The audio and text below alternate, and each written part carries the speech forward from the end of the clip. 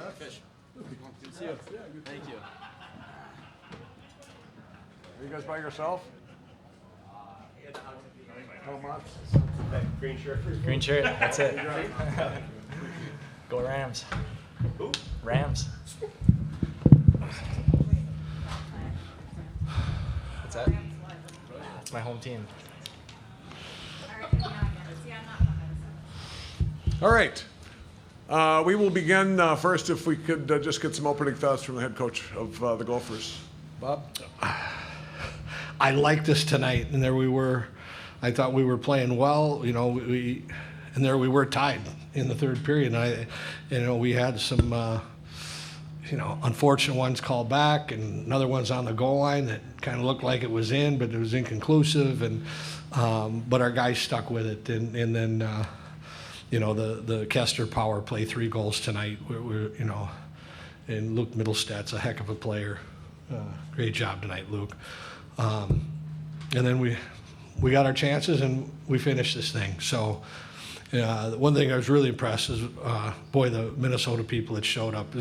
What a crowd that we had tonight. It's just fantastic. And nothing would have been worse than having them stick around without their team being here. So we're pretty fired up that we can all stick around for the next couple days. Great. We'll take your questions for the players now, right here. Purple front row here. Leo Haggerty, Amped Up Sports. For both players, Aaron first. Great win, but unfinished business. 24 hours to separate the victory and then get ready for the next one? Yeah, fun to win, but yeah, that's right. We're looking to win Saturday, so we're excited to rest up and get going. Yeah, I think he hit it right on the head. I think it's a fun win, and we just got to get ready for Saturday. Jess Myers from the Rink Live. Luke, how often do you talk to Casey? He's obviously played in this building a few times. What kind of advice did he give you about playing in this kind of atmosphere? Yeah, I think we always talk, and he just wants me to have fun and keep playing my game no matter what. And I'm super fortunate to have him, and I think he just wants me to keep playing. Are you guys in the back? There's still some seats. I know we have a tight space, but if you need to crawl up here or get up here, please feel free to fill in. Watch the cameras there as you come up here that are recording. I just want to make sure people can get in here. Thanks for becoming good friends out there. All right, Randy, right here.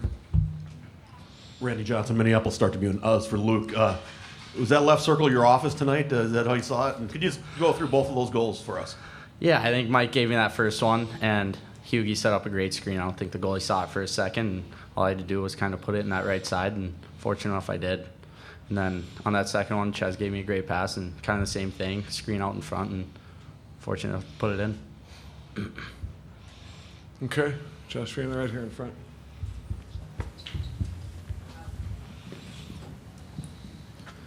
Josh Finisha, College Hockey News, for Aaron and Luke, or for anyone really, I guess, actually. But do you think the experience of being at the Frozen Four last year kind of altered the pregame mentality or the pregame routine at all for the team this year? Aaron?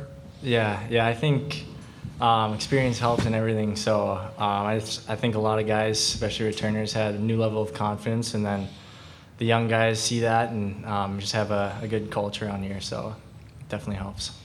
Luke? Yeah, I think, I wasn't here obviously, but having that leadership back and all those guys in the locker room, they've really helped all the freshmen since day one have confidence, and super lucky to have them. Yeah, that's a good point. He wasn't there last year. I came out tonight. It's a very excellent point. Did you do anything different, Bob? No, the biggest thing I liked is we played the 5 o'clock game. Last year went in overtime and we started at 9 o'clock at night, and that was different. Yeah. And I liked it. All right, Jess? Jess Myers from the Rink Live. Aaron, you went through kind of a real battle in your first NCAA tournament game last year where you were down and basically in a hostile environment. You have the big push tonight. Don't get anything out of it. You come back from a quick deficit. It looks like you're up 3-1, and then second period, they tie it up, and at one point the shots were 9-1 BU. How do you kind of maintain even keel, not get frustrated, kind of weather their storm after all the good work you guys have done? Yeah, I mean, to be honest, I turned to Gordo. I was like, "What's going on there?" You know, we're getting hemmed a couple shifts. So, but they have their pushes, and that's just how the game goes. So, you just kind of got to weather the storm and hang in there. Randy? Yeah, for Randy Johnson, Minneapolis Star Tribune. For Aaron, can you take us through your pass to Rhett for that goal, and when did that come to mind? I guess that type of pass. Yeah. Well, Rhett sent me a Sidney Crosby kind of play similar to that this afternoon, and I said, yeah, we'll either try that or I'll break to the net, and he broke to the net and found him. So. Sidney Crosby always working his way in here. I love it. All right, in the back on the left, guys. Eric Vigo, Gopher Puck Live. Luke, you had 17 missed shots as a team through 2 periods. Was there anything you tried different in the third period to get pucks to the net, specifically on your 2 goals? I don't really think we tried anything different. I think we had guys in front of the net all night, and that might have credited that a little bit. But no, I think we just keep firing the puck, and good things will happen. Okay. Julie? Julie Robenheimer, NHL Network Radio. Fellas, can you talk just a little bit about the physical nature of this game and how you guys were able to, from my perspective, lean into it and take over those parts of the game? Aaron? Just it's an intense game. So you just gotta keep going. I mean, you prepare for it all year. So I mean, we're all ready for it. So you just kind of gotta hang in there. Luke? Yeah, I think physical part is a huge part of the game, and being able to practice against that Cooley line, Hughie's line every day has really helped me a lot, and I'm sure helped all the D a lot too. So that's, like Hughie said, that's what we've been preparing for all year, and yeah. In the back here? Gage Kilborn, Q30 Television. This one's mainly for Bob. It's your first time you're making it. Wait a while, Gage. You're not following along here. We're going to finish up with the players. Oh, my bad. Very controversial right now. Just kidding you, Gage. Well, wait. We're just going to finish up with the players, and then we'll stick with Bob so they can go. Yeah, no worries. No worries at all. Are we doing with the players? Are you guys? We good? We'll be back tomorrow. Okay. Great, guys. We'll let you go. Congratulations. Appreciate it. All right, Gage. Back to you. I didn't like his question. Go to the next. I know where it was going. So your first time in the national title game, and you're going up against 2 coaches who both have beaten you in some pretty big games. Brandon beating you in the Big Ten title game earlier this year, and Rand Pecknell beating you in the Frozen Four in 2013. What is your preparation going into Saturday? Well, why don't we wait till about 11 o'clock tonight and see who we're playing. And we know we're going to be in the game. We played Michigan 5 times this year, so we're very familiar with them. We're not familiar with Quinnipiac. I'm just aren't happy we're going to be playing. That's the first job when you get here is to punch your ticket the first night to get to that game. So, I think we played Quinnipiac back when, 2013. That was a long time ago. Yeah, it was a long time ago, so I draw nothing from that game. But I don't know. I work for that guy right there that has 2 national championships, and I learned a lot from him. And I played against that guy who's got 3 national championships, so hopefully I stole something from these guys. All right, Lane. Coach Leo Haggerty from Amped Up Sports. When you left the Twin Cities, it was below freezing. It's going to be 90 degrees in Tampa tomorrow, a normal April day for us. So you have to keep an eye on your players and make sure they don't go out and get sunburned, anything like that. Just got to keep an eye on me.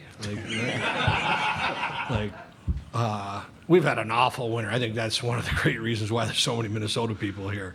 I mean, we've already talked about it. I mean, just an awful, awful winter. So what a great place to be in Tampa, Florida.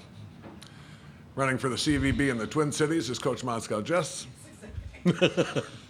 Jess Myers from the Rink Live. Bob, same as I asked them, that middle of the second period when BU was making that push, did you have to say anything, do anything different to kind of calm your players down? Because I think you closed the second on like an 8-1 shot run. Well, question before that, we had 2 2-on-1s in the first like 6-7 minutes of the period, and we missed the net on both of them. So we had some chances, and all the teams here are pretty good. Everyone's going to put on a push, and you got to weather the storm. And we played a tough schedule this year, so we're battle tested. We've been in this before, and you weathered it, and then we got back on top of it. All right, Ryan. Hey, Coach. Ryan Kennedy from the Hockey News. Luke Mittelstadt, obviously just a freshman. Just curious what kind of progression you've seen in his game throughout this season, from the beginning to what we saw tonight. It was kind of like right from when you start practice to start a year, like some of the good ones, you just go, there's a good one. And he had it right from the start. One of the reasons we were calling USA Hockey said, you got to watch this guy. I know he wasn't drafted, but he's a candidate for the World Junior team. And that was from, they start watching right away. So his progression, he had a terrific season last year in the USHL.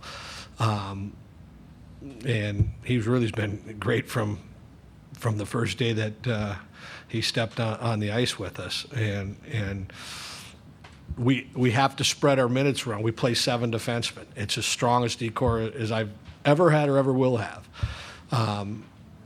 So they all contribute. That's the great thing. I said it the other day. There's no ego amongst them. Like even Faber used to play 30 minutes. He's down to 22. But it's all about the team. And as you saw, those 3 freshmen are pretty good players for us as well. They kind of hide under the radar a little bit from the 4 upperclassmen, but they're terrific players. Then we'd like to thank you for turning us on to him at USA Hockey. Yeah. In the back, right there, please.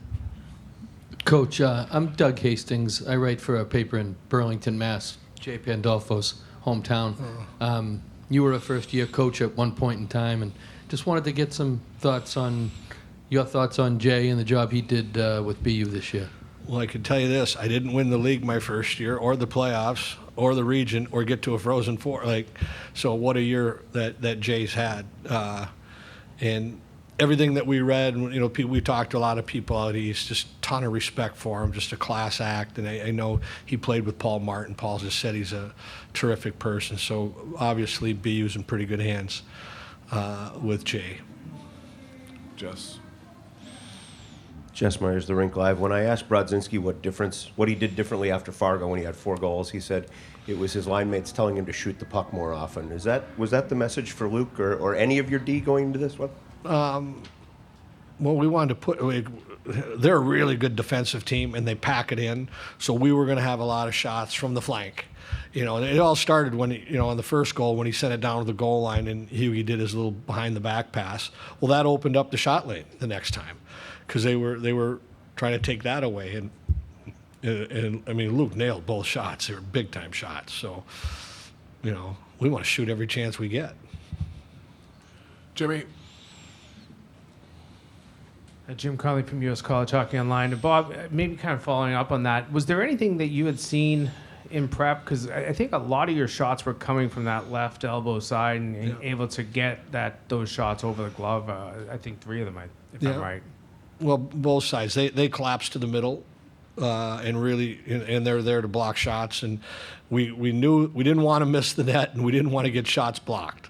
Well, we kind of failed on the one, missing the net too many times. But we felt that was something we could do is, chuck some pucks in from the side angle. And you got to be careful because they're dangerous at their transition game out of their defensive zone. That's one of their great strengths that we had down. But our guys, I felt we did a really good job with that tonight, stopping their transition out of their zone. Okay, Randy. Randy Johnson, Minneapolis Star Tribune. Bob, what was your reaction on Aaron's pass to Rhett? And have you seen that from him before? What do you see in practice out of that? Well, we worked on everyone, and we talk about it, but it was after a timeout, and they were all, and Rhett he's a video guy. He's got clips from everything, and he probably called it. I'm going to go with it. So great call by Pitter and those guys to make that happen. That's the one change we made was because we've had 2 righties on that unit a lot, and that's why we're using Pitt more, that righty-lefty combination right there. And the right guy's got the puck. Okay, okay, in the back there, sorry. Eric Vigo, Gopher Puck Live. Bob, this pace felt like a World Junior medal game. Was that something you were kind of looking for in your game plan for this one, to have that pace and have that intensity? I mean, I said it the other day, and I'll say it, like, this was, any 4 teams here could win this thing. You know, it's a single elimination, one and done type, and it just comes down to limiting your mistakes and capitalizing when you get a chance. We had 3 power play goals. The pace is going to, you're going to see Michigan tonight try to push pace against Quinnipiac, and there's some fast teams here, and there's a lot of talent on all 4 teams, and we got one left. Coach, thanks very much. You bet. Thank you. Congratulations.